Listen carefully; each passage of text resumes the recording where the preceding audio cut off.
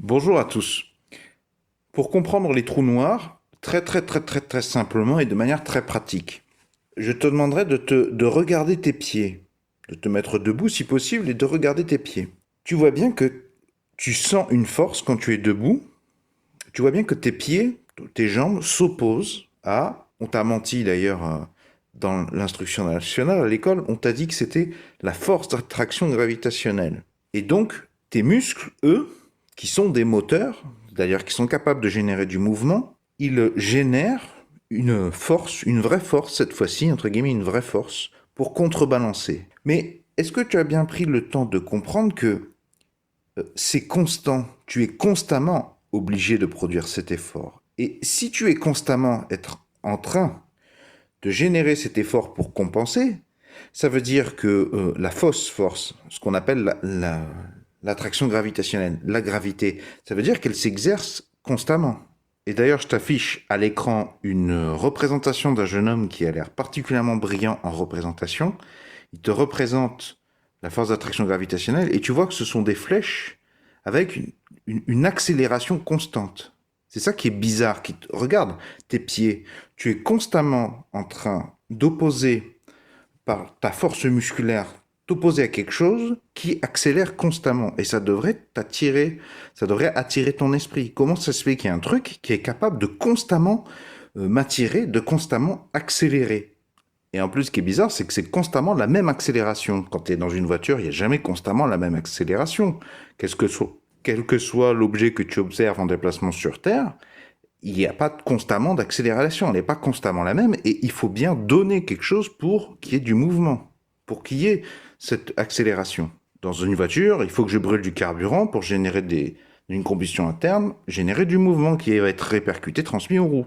Une explosion nucléaire que je peux utiliser pour faire déplacer un vaisseau spatial, il faut que j'utilise du matériau fissible, que je génère des explosions pour faire du mouvement. Mais là, c'est quoi cette force? Eh ben, pour comprendre c'est quoi un trou noir, en fait, c'est très simple. Au début du XXe siècle, Albert Einstein, avec l'aide d'autres scientifiques, a proposé la relativité restreinte puis générale. Alors Albert Einstein, il n'a pas dit tiens, j'ai démontré l'existence des trous noirs. C'est pas ça qu'il a dit. Il a expliqué qu'en fait, on a l'impression que c'est une force, mais c'est pas une force. C'est juste que l'espace-temps est courbé. L'espace-temps, au lieu d'être plat, il est courbé par la matière présente. Et c'est pour ça que je suis constamment en train de m'opposer à une force que je ne vois pas et que je ne comprends pas.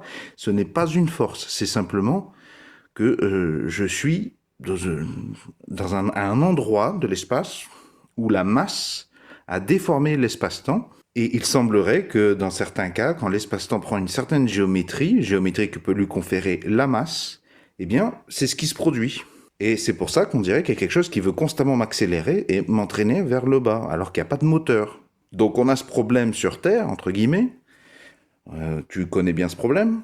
Mais le problème de la relativité restreinte puis générale, proposée par Albert Einstein, c'est qu'en l'examinant de plus près, mathématiquement, on a vu, d'après les formules, que il était possible qu'au bout d'un moment où il va y avoir une accumulation de tellement de masse, c'est possible que même la lumière ne puisse plus s'opposer. Là, j'arrive à m'opposer avec mon système musculo-squelettique. Mais les trous noirs, en fait, ce sont des cas de figure où plus rien plus aucun système, plus rien ne peut s'extirper, compenser cette accélération constante. Et en fait, on appelle ça les trous noirs par rapport à la lumière. Parce qu'en fait, les physiciens, depuis très longtemps, ils ont observé que il y avait l'immobilité, ça n'existe pas, en fait. Ça n'a jamais été observé. Donc, si tu veux, les physiciens, ils ont pris le problème à l'envers. Ils ont dit, bon, on n'a jamais observé quelque chose d'immobile, ça n'existe pas, a priori, ça n'a pas de sens. Donc, nous, les vitesses, pour les comprendre, on va les définir, puisque ça n'existe pas à 0 km/h, on va tout définir par rapport, non pas à la vitesse minimum, l'absence de vitesse, mais par la vitesse maximum, la plus grande vitesse, entre guillemets. Et dans l'univers, les physiciens, ce qu'ils ont observé de plus grande vitesse, c'est la vitesse de la lumière. Et donc, les trous noirs, c'est des endroits de l'espace où il y aurait tellement de masse concentrée que même la lumière ne peut plus s'échapper. Et comme je viens de te le dire, il n'y a rien qui va plus vite que la lumière. Alors, il y a des histoires de masse dans l'histoire que j'ai pas bien compris, je crois. Il n'y a rien qui a une masse, ou qui peut être assimilé comme ayant une masse qui ne va plus vite que la lumière. Ça veut dire que, imagine que là, tu vois le parquet, tu vois mes pieds. Pourquoi tu les vois? Ben parce qu'il y a des photons, il y a de la lumière qui arrive sur ces surfaces, qui rebondit et qui vient dans mes capteurs. Les capteurs de ma caméra, les capteurs de mes yeux, les capteurs de tes yeux.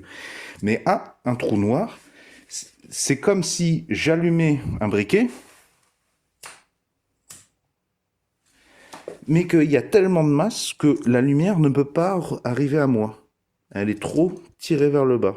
L'espace-temps à ces endroits est tellement déformé par la masse que même la lumière ne peut pas s'opposer comme moi je le fais. Moi, je m'oppose sur mon plancher à ce qui m'entraîne vers le bas. C'est ça un trou noir. Je vous invite à consulter la description sous la vidéo parce que c'est là que je mets les sources. Si vous avez apprécié ce sujet, est-ce que vous pouvez mettre un pouce vers le haut, s'il vous plaît? Est-ce que vous pouvez mettre un j'aime?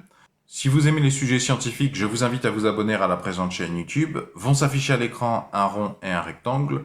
Le rond, vous cliquez dessus, ça vous abonne gratuitement à la présente chaîne YouTube. Quant au rectangle, c'est une vidéo que je vous recommande en rapport avec le présent sujet.